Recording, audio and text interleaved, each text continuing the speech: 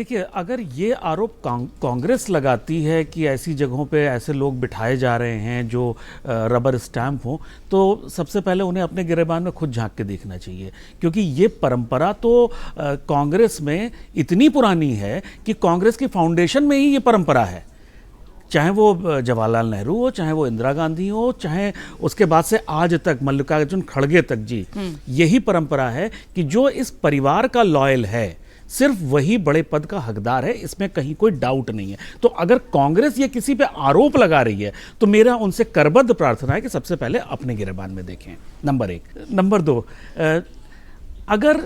नितिन नवीन जी ना होके कोई दूसरा होता, जो नाम चल रहे थे, 4-5 नाम चल रहे थे, अगर उसमें से कोई बनता तो मेरे ख्याल से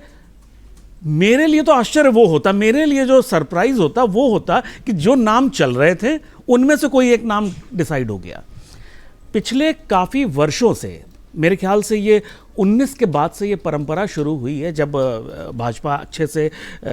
इस्टेब्लिश हो गई है केंद्र में, उसके बाद ये परंपरा चली। और ये सब जब ये भी इस्टेब्लिश हो गया कि वोट तो पीएम मोदी के नाम पे मिलना है, बाकी तो सब चेहरे हैं, तो उसके बाद से ये परंपरा शुरू हुई है कि एक्सपेरिमेंट करो, नए प्रयोग करो, चाहे वो भजनलाल जी हों, चाहे वो मोहन यादव जी हों, चाहे वो रेखा गुप्ता जी हों, यहां तक कि मैथिली ठाकुर को टिकट दिलाना और उनको जितवा देना, ये इस चीज का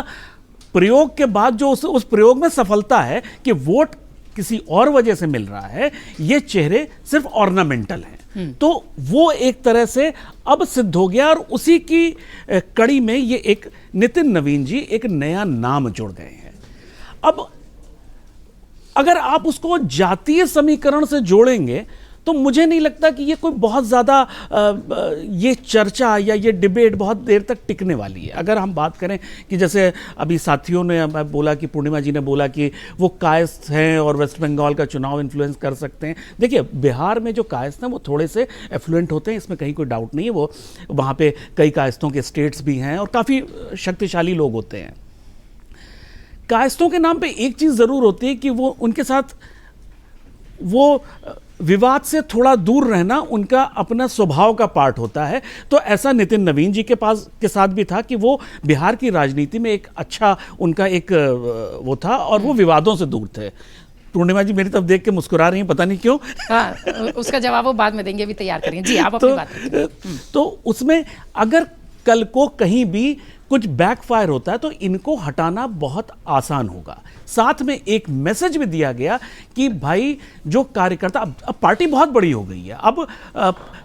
और उस हिसाब से पद भी खूब हैं, तो अब पार्टी इस लेवल पे पहुंच चुकी है कि हम कोई भी प्रयोग कर सकते हैं, हम किसी को भी कहीं भी बिठा सकते हैं, अगर नहीं हुआ हम हटा सकते हैं। तुम्हारे पास ये बोलने की, मैंने शुरुआत में कहा कि एक बड़े लेवल के जो फ्रंटलाइन नेता है उन्हें भी मैसेज है और कार्यकर्ताओं को भी मैसेज। लेकिन साथ में एक चीज और भी है, देखिए, अगर यही काम किसी दूसरी पार्टी में हुआ होता तो वहां पे विद्रोह होते, लेकिन यहां पे एक चीज क्या है, सबको नंबर 1 चीज पता है, वोट किसके चेहरे पे मिल रहे हैं, और नंबर 2,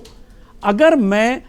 बड़ा नेता हूं, मुझे हटाया जा रहा है, मुझे चांस नहीं मिल रहा है, तो पार्टी चूंकि इतनी बड़ी कि कोई ना कोई पद मुझे मिल जाएगा जिसकी वजह से, जिसके लिए मैं राजनीति में आया,